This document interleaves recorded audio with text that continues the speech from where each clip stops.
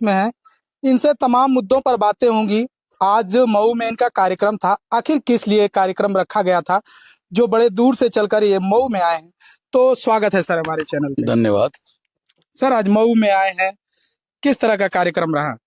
कार्यक्रम तो बहुत अच्छा है, यहाँ के लोगों ने किया है, संगठित रूप से अच्छा और सफल कार्यक्रम किया गया है। और इसी तरह से ये कार्यक्रम उत्तर प्रदेश के सारे जनपदों में करने की हमारी योजना है। अभी ये मंडल स्तरीय 18 मंडलों में कार्यक्रम है, उसमें से एक मंडल है जहाँ ये कार्यक्रम हो गया।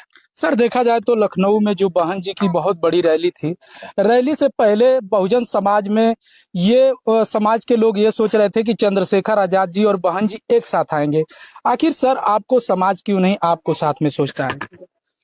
अब समाज क्यों नहीं सोचता है, हम तो समाज को इकट्ठा करने में लगे हुए हैं जी। और अगर इकट्ठा मिलकर सारे लोग काम करें तो ज्यादा बेहतर है, उसके लिए हमारी प्रयास चल रहा है। जिस तरह से कयास ये लगाया जा रहा है, बहन जी जो बीजेपी की तारीफ पे तारीफ कर रही हैं, तो लोग कह रहे हैं कि बहन जी बी टीम है बीजेपी की, ये सही है? हम तो ऐसा नहीं कह सकते या नहीं कहना चाहेंगे। लड़ाई लड़ना जरूरी है। चंद्रशेखर आजाद कैसे नेता हैं? मेरे से प्रशंसा करने का क्या मतलब है, मुझे तो समझ में नहीं आता। वो दूसरा संगठन चलाते हैं। तो ये तो लोग कहते हैं कि समाज की लड़ाई चंद्रशेखर आजाद लड़ रहे हैं। प्रशंसा करना अलग बात है, इकट्ठा मिलकर काम करना अलग बात है। तो क्या ये कभी ऐसा हो सकता है कि बहन जी और वामन मेश्राम साहब और चंद्रशेखर आजाद एक मंच पे एक साथ आए? अच्छी बात है, हम लोग इसके लिए तैयार है जी। और जिस तरह से आप कहीं ना कहीं देखा जाए इंडिविजुअल, मुझे तो कोई एमएलए एमपी बनना नहीं है। मैं तो समाज को शासक वर्ग बनाने का एजेंडा लेकर चल रहा हूँ जी। मुझे अपनी जिंदगी में कोई एमएलए एमपी तो बनना नहीं है जी।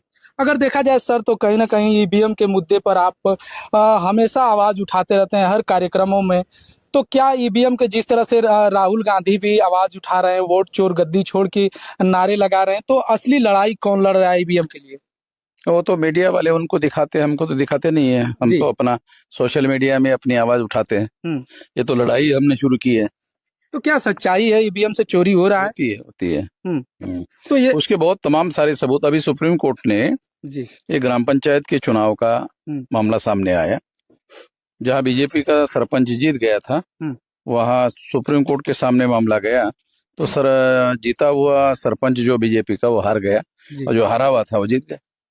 तो ये समाज को तो इसका मतलब ये है कि ईवीएम में गड़बड़ी होती है। ये तो सुप्रीम कोर्ट के सामने हुआ। तो समाज को कब समझ में आएगा, कब समाज सड़कों पर उतर के ईवीएम का विरोध करेगा? समाज को तो समझने के लिए हम लोग सारे देश भर में तैयारी कर रहे हैं। 2030 तक ये बात 15 लाख बूथों में ये बात चली जाएगी तो देशव्यापी आंदोलन होगा, तभी ये खत्म होगा। इतना आसान नहीं है क्योंकि इसमें कांग्रेस बीजेपी कांग्रेस दोनों मिलकर कर रहे हैं। यानी कि कांग्रेस के लोग कर रहे हैं चोरी होती है, मगर कांग्रेस के लोग भी इसका बेनिफिट लिया है। और जिस तरह से देखा जाए सर, जीएसटी पर भारी छूट जो बता रहे हैं, तमाम लाभ जनता में जा करके बताया जा रहा है बीजेपी के द्वारा। हालांकि 2017 में संशोधन करके बीजेपी के द्वारा ही ये जीएसटी लगाया गया था। कितना आसान? देखो, सेंट्रल गवर्नमेंट या कोई भी गवर्नमेंट हो, बीजेपी की हो या कांग्रेस की, वो जो फैसले लेते हैं तो उनका तो प्रोपेगेंडा उनको करना चाहिए ना, तो स्वाभाविक रूप से ये कर रहे हैं जी। तो स्वाभाविक रूप से अपने काम का प्रोपेगेंडा वो करेंगे, उसका फायदा जनता को मिल रहा करके वो ऐसा प्रोपेगेंडा करके उसके फायदा लेकर चुनाव में फायदा लेने की कोशिश करेंगे। जिस तरह से देखा जाए 2027 की तैयारी में तमाम पार्टियां तमाम लोग लगे हुए हैं, तो किस तरह से आपके संगठन हम लोग भी पूरी ताकत से लड़ेंगे और अगर मिलजुल कर लड़ने की बात हुई तो वो भी करेंगे। यानी कि चंद्रशेखर जी, आप लोग सभी लोग मिलकर करेंगे तो ज्यादा बेहतर होगा। चलिए ठीक है सर।